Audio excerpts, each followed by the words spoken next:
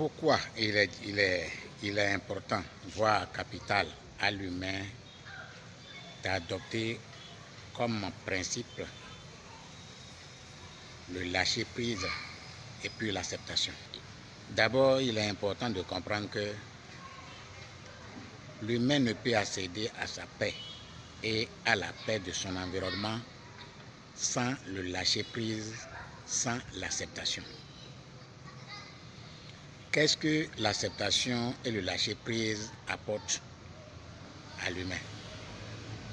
Et pourquoi l'acceptation et le lâcher-prise sont plus que incontournables pour l'humain qui aspire à la paix pour lui et pour son environnement et pour les gens qui sont autour de lui. Le lâcher-prise et puis l'acceptation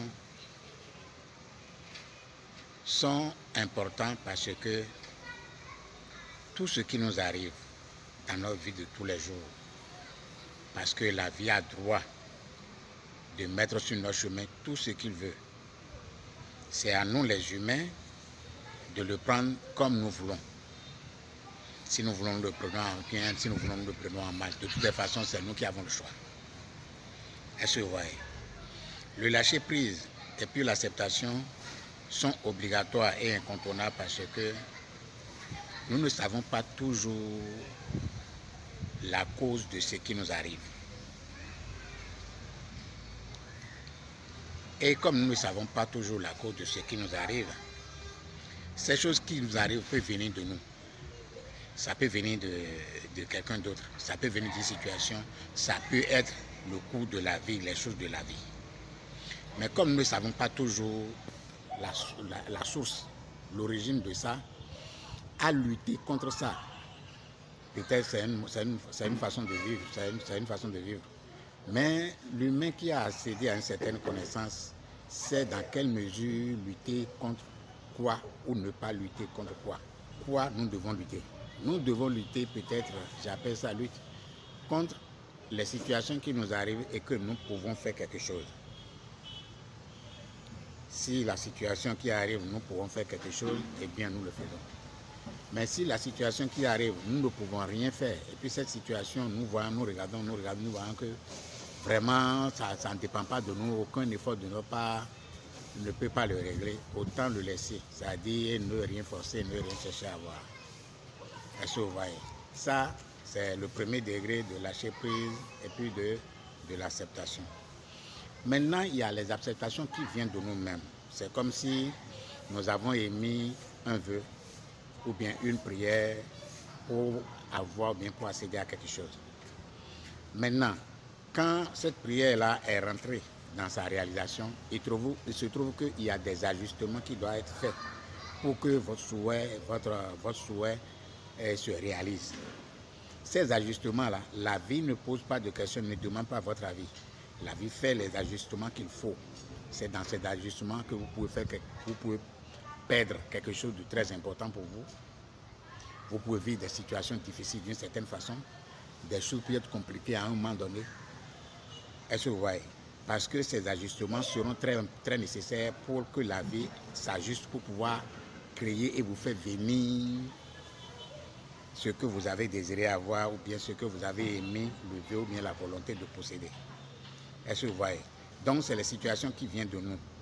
Comme ces situations viennent de nous, nous demandons, mais nous ne savons pas toujours par quelle alchimie, comment ça va venir.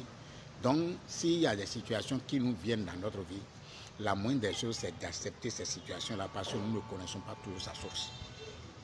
Est-ce que vous voyez? Maintenant, ces situations-là ne peuvent pas venir eux seuls comme ça, parce que quand ils vont venir comme ça, ils seront sous forme d'énergie. Donc, vous n'allez pas les voir.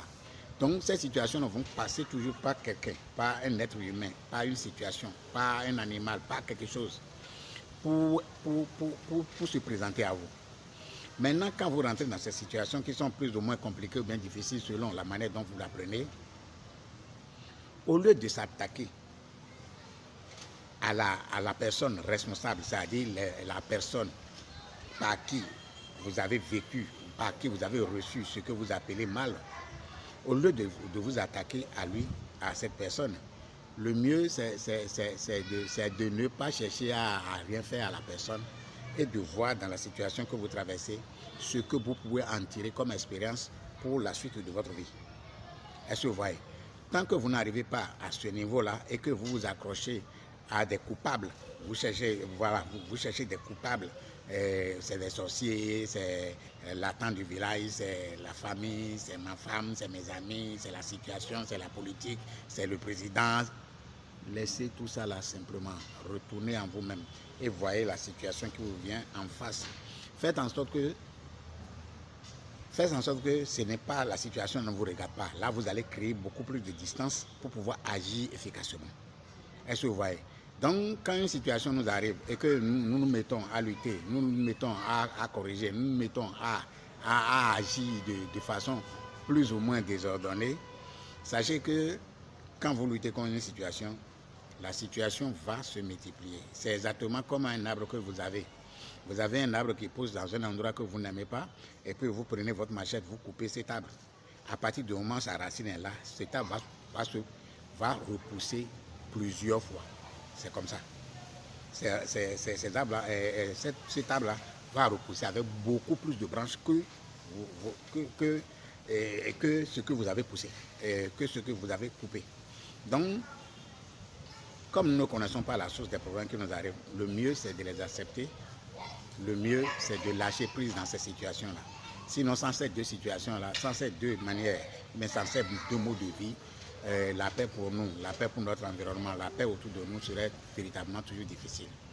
Parce que quand vous allez prendre votre temps à lutter, à engager un combat contre chaque situation que vous traversez, eh bien, la paix ne serait pas à tout près.